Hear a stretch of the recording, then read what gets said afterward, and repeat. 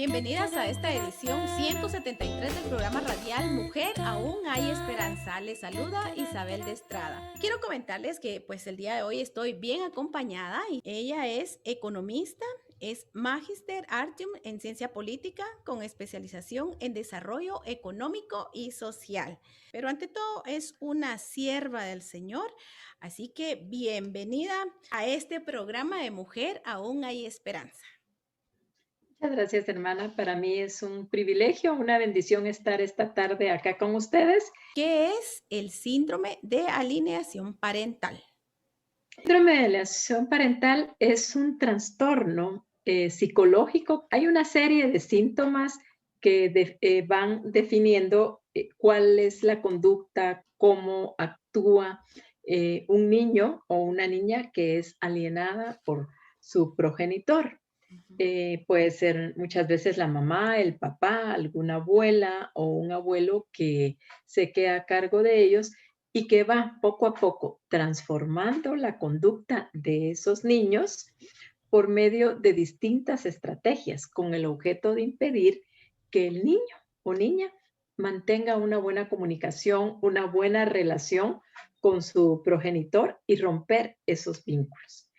Es a veces tal el nivel de influencia que se tiene que se desarrollan sentimientos de rechazo, sentimientos violentos, sentimientos de odio, de cólera hacia el papá, sobre todo, o hacia la mamá, que hacen, digamos, sumamente contradictorio lo que debería de esperarse de una relación entre un padre, una hija, un padre, un hijo, porque se supone que este es un vínculo que uno tiene con ellos y que debería ser una relación de amor, de respeto, de comprensión, guiado sobre todo por los principios que el Señor ha dicho que se deben de tener en las relaciones en familia, ¿verdad?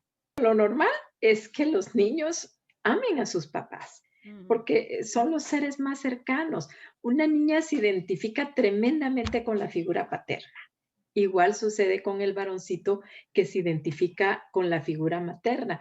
Ese vínculo se genera desde el momento de la concepción, cuando se está esperando, por ejemplo, al bebé, es aquella ilusión de la mamá y hay papás que son súper cariñosos y están tocando, digamos, el vientre de la mamá y le están hablando al hijo o a la hija que está en ese vientre y le dicen que la aman y que la están esperando con mucha ilusión y que esperan que pronto nazca y que esté con ellos.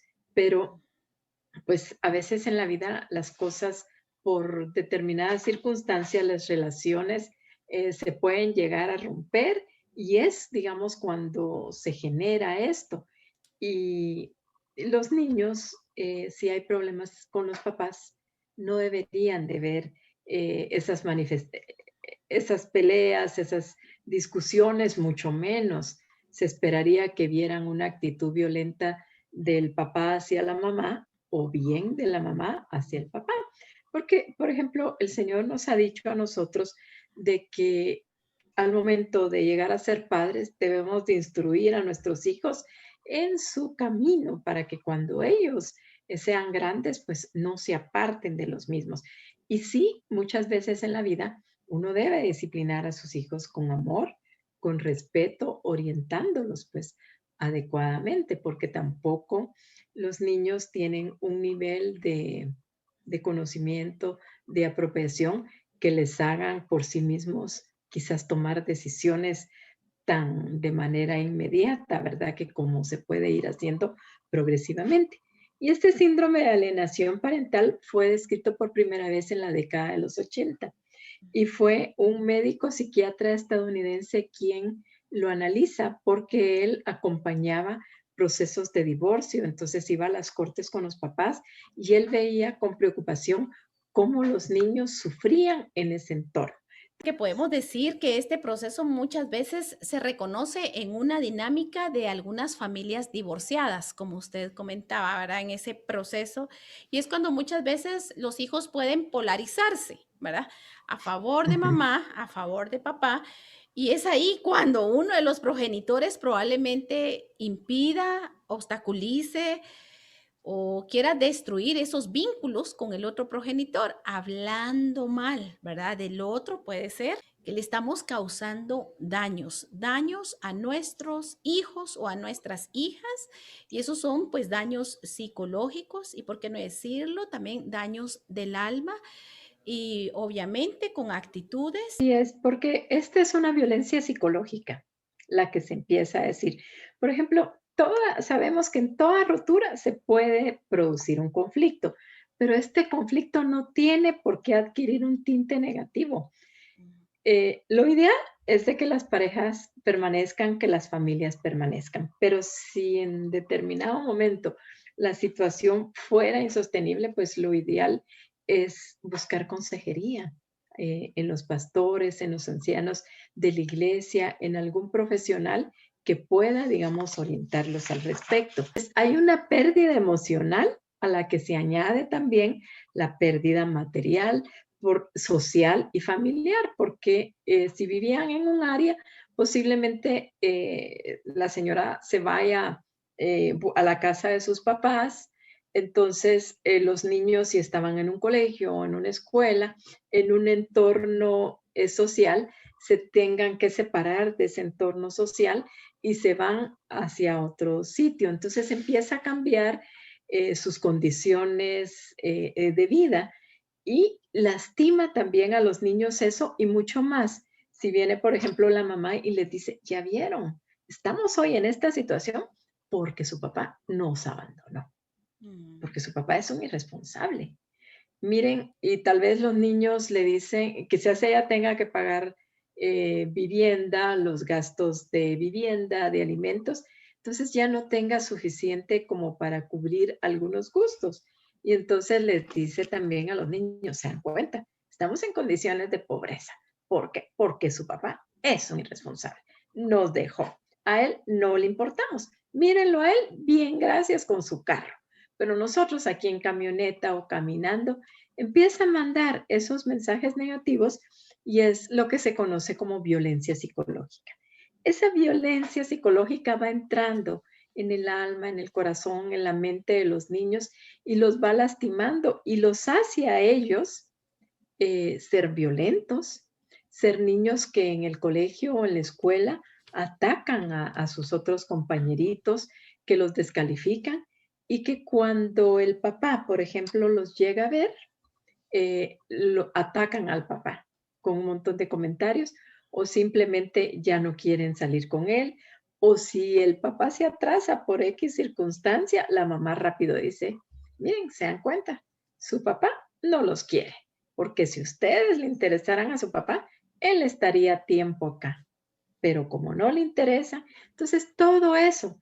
Y como decimos en buen chapín, tanto va la gota al cántaro que hay un momento en que rebalsa y los niños, como no tienen, recuérdense que están entre el amor que le sienten a la mamá, la filiación que desarrollan con ella, el amor que le sienten al papá, entonces están inmersos prácticamente en un campo minado, que no saben cómo reaccionar y van generando y acumulando violencia. Siempre, siempre tenemos que poner en primer lugar el interés, el bienestar superior del niño aún que esto sea un sacrificio para nosotros, porque recordemos que los niños no nos pidieron venir, fuimos nosotros quien en un acto de amor los concebimos. Entonces tenemos que ser responsables en todo momento de transmitirles todo aquello que sea positivo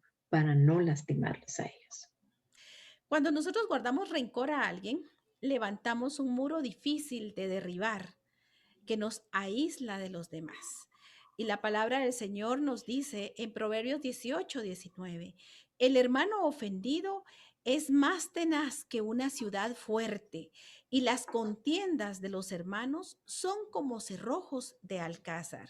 Si nosotros tenemos resentimiento y amargura en el corazón, debemos estar conscientes y seguros de que no solamente nosotros vamos a estar amargados, sino que lamentablemente vamos a contaminar a más personas. Y es por eso que Así es. Dios quiere que nosotros pues tengamos perdón en nuestro corazón ¿Cuáles son los síntomas o manifestaciones con respecto a este síndrome? Pero mire, depende mucho de la edad que tengan los niños. Pero cuando los niños son pequeños, digamos, una criatura entre unos 3 y unos 5 años puede tener problemas en comunicarse. Por ejemplo, que le cueste hablar o bien que sea todo lo contrario, que hable mucho y que hable de una manera muy grosera, que moje la cama, que al momento de dormir tenga un sueño muy intranquilo, que cruja los dientes, que se levante, digamos, en la noche todo asustado, que tenga muchos sueños o pesadillas, porque supóngase, el papá llegó, ya están separados, están en ese proceso de separación, y el Ujú. papá llega por los niños y en vez de que la mamá los despida con cariño, con emoción, los despide de una forma poco apropiada. Entonces los niños se van con ese sentimiento de temor, de que mi mamá va a estar enojada, no están contentos con el papá y cuando ya les toca regresar empiezan con una ansiedad tremenda y ya ni se despiden del papá. Y peor si la mamá recibe al papá con una cara de pocos amigos. Y entonces los niños entran y durante todo el periodo que los niños están en eso, desarrollan ansiedad.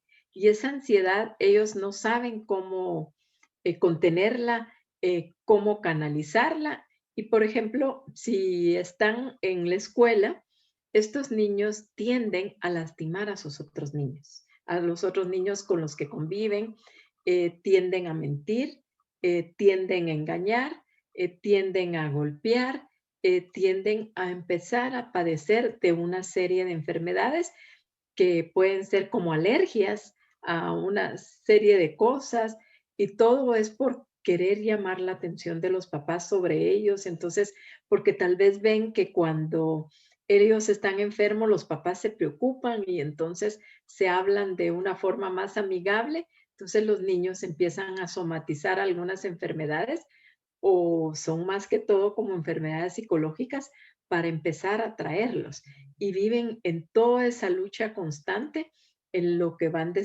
creciendo y a medida que crecen, por ejemplo, hay estudios que se han realizado en otros países. Por ejemplo, en México hay una secretaría específica para atender este tipo de problemas y se ha visto que hay una alta incidencia, lamentablemente, de niños que han sido alienados, que al llegar a determinada edad se suicidan o que se prostituyen o que toman alcohol o drogas. En determinado momento, los niños se convierten en la infantería de batalla en contra del otro progenitor, porque entonces son los que van y le dicen, mira papá, fíjate que necesitamos esto, tú tienes que pagar esto porque es tu obligación. Y no se lo piden de buena forma, sino que haciendo sentir mal al papá y el papá también pues se enoja contra ellos porque mira con incredulidad cómo paulatinamente se va convirtiendo, por ejemplo, en el objeto de la rabia de sus propios hijos.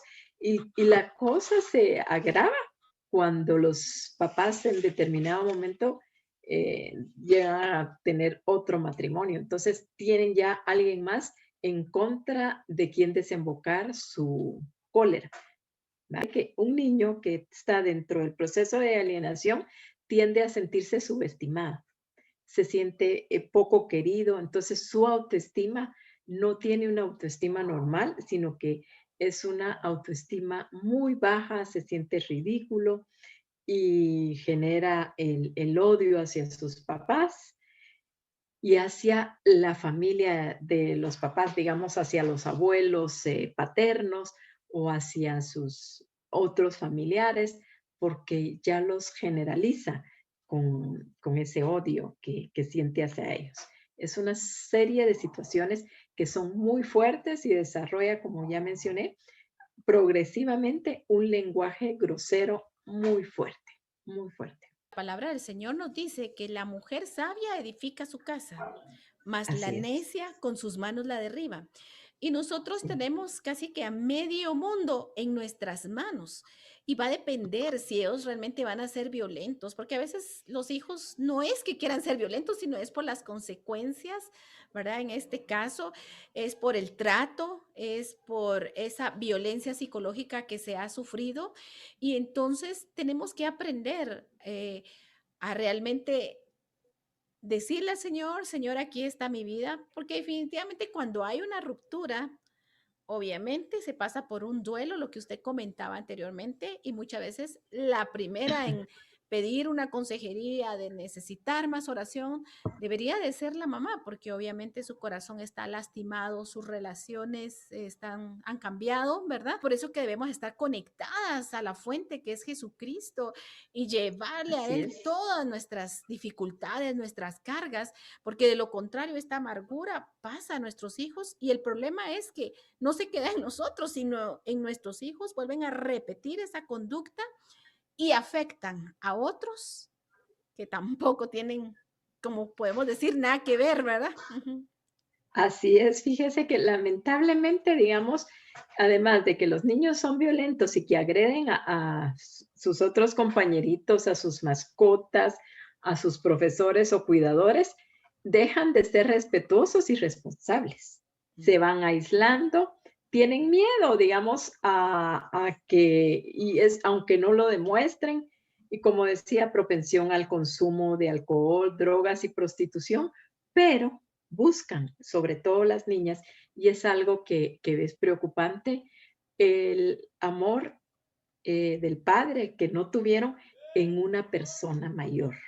Y entonces ella, esta niña, empieza a tener relaciones con personas que muchas veces se aprovechan de esa carencia de afecto que ella tiene y prácticamente la utilizan, porque hay de todo hay en este mundo. Y hay hombres que se van aprovechando de esas carencias que las niñas van teniendo y entonces empezamos a ver que hay embarazos no deseados, que hay suicidios y como crecen en ese entorno de rechazo, como de repulsión, entonces ellos viven en situaciones bien complicadas durante el transcurso de su vida y siguen replicando. Y por eso decíamos, bueno, rompamos este círculo perverso de la violencia psicológica que nosotras como madres podemos transmitir, digamos, hacia nuestros hijos,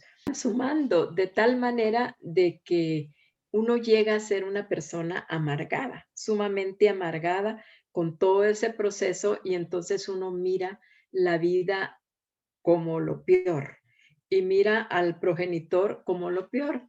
No hay un amor más suficiente como el amor de Dios. Él puede quebrantar un corazón que esté muy duro, puede llegar a las profundidades y solo Él que nos sabe y nos conoce, Él puede comprendernos y entendernos. La palabra del Señor nos dice en Hebreos, cuídense de que nadie deje de alcanzar la gracia de Dios, de que ninguna Así raíz de amargura brotando cause dificultades y por ella muchos sean contaminados.